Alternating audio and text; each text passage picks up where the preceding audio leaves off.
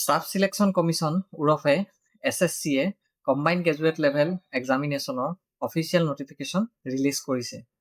এই এক্সামিনেশ্যনৰ মাধ্যমেৰে central government ministry আৰু ডিপাৰ্টমেণ্টত ৰিক্ৰুটমেণ্ট কৰা হ'ব, যেনে income tax department, CBI, ministry of external affairs, audit department, postal department, এনেকুৱা ধৰণৰ ডিপাৰ্টমেণ্টবিলাকত ৰিক্ৰুটমেণ্ট কৰা হ'ব।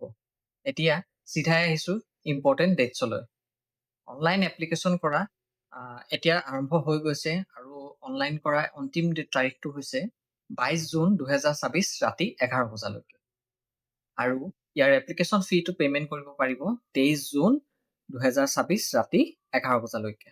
আৰু যদি কেনেবাকৈ এপ্লিকেশ্যন ফৰ্মত মিষ্টেক হয় তেন্তে কাৰেকশ্যন উইণ্ড' থাকিব 29 জুনৰ পৰা 1 জুলাই 2024লৈকে। এতিয়া এলিজিবিলিটিৰ কথা আহোঁ। সাধাৰণতে সকলো পোষ্টৰ বাবে ৰেকগনাইজ ইউনিভাৰ্চিটিৰ পৰা ডিগ্ৰী অফ বেচেলৰ লাগিব, কিন্তু কিছুমান স্পেচিয়েল পোষ্ট যেনে জুনিয়ৰ ষ্টেটিষ্টিকেল অফিচাৰ বা ষ্টেটিষ্টিকেল ইনভেষ্টিগেটৰ গ্ৰেড 2ৰ বাবে ষ্টেটিষ্টিক্স বা মেথমেটিক্স থকাটো অতিকৈ দৰকাৰ। যিসকল ফাইনেল ইয়েৰ ষ্টুডেণ্টছ আছে তেওঁলোকেও এপ্লাই কৰিব পাৰি, কিন্তু 1 আগষ্ট 2024ৰ আগতে ডিগ্ৰী কমপ্লিট হ'ব লাগিব। এতিয়া নেক্সট আহিছোঁ আমি এজ লিমিট। যিহেতু ইয়াত ডিফাৰেণ্ট পোষ্ট আছে, সেইবাবে ইয়াৰ এজ লিমিটো ডিফাৰেণ্ট হ'ব। সাধাৰণভাৱে 18 বছৰৰ পৰা 32 বছৰ বয়সলৈকে বহুতো পোষ্ট এভেইলেবল আছে। SC, ST, OBC, PWBD আৰু এক্স ছাৰ্ভিচমেনৰ বাবে গভৰ্ণমেণ্ট ৰুল অনুসৰি এজ ৰিলেক্সেশ্যন পাব। আৰু ইয়াৰ এপ্লিকেশ্যন ফিজ হৈছে মাত্ৰ 100 টকা। কিন্তু মহিলা কেণ্ডিডেট SC, ST, PWBD আৰু এলিজিবল এক্স ছাৰ্ভিচমেনৰ বাবে কোনো ফিজ নাই। এতিয়া নেক্সট এপ্লাই প্ৰচেছৰ কথা কওঁ। এপ্লাই কৰিব লাগিব SSC নতুন অফিচিয়েল ৱেবছাইট ssc.gov.in। যদি কেনেবাকৈ আপুনি আগৰ অল্ড SSC ৱেবছাইটত ৰেজিষ্ট্ৰেশ্যন কৰিছিলে তেন্তে নতুন ৱেবছাইটত আপুনি পুনৰ ওৱান টাইম ৰেজিষ্ট্ৰেশ্যন মানে OTR কৰিব লাগিব। আৰু এপ্লিকেশ্যন কৰাৰ সময়ত কেণ্ডিডেটৰ লাইভ ফটো কেপচাৰ কৰা হ'ব।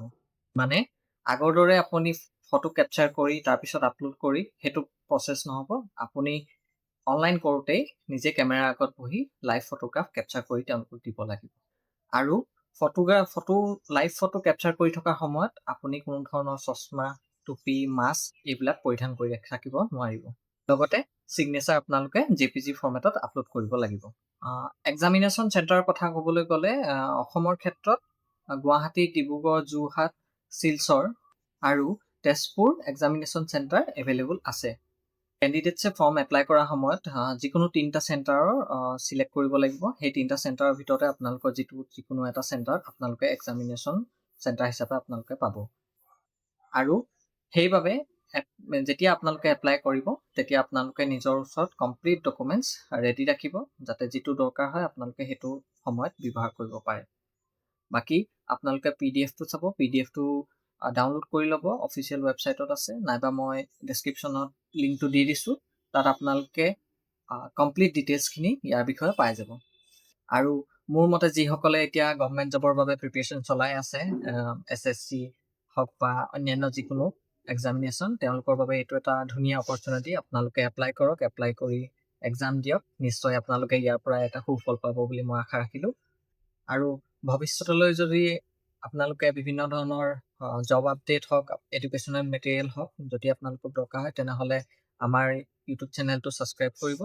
আৰু লগতে আমাৰ এটা ৱেবছাইট আছে www.exambook.com। তাত আমাৰ যিকোনো এক্সামিনেশ্যনৰ লগত জড়িত থকা এডুকেশ্যনেল মেটেৰিয়েল এভেইলেবল হৈ যাব।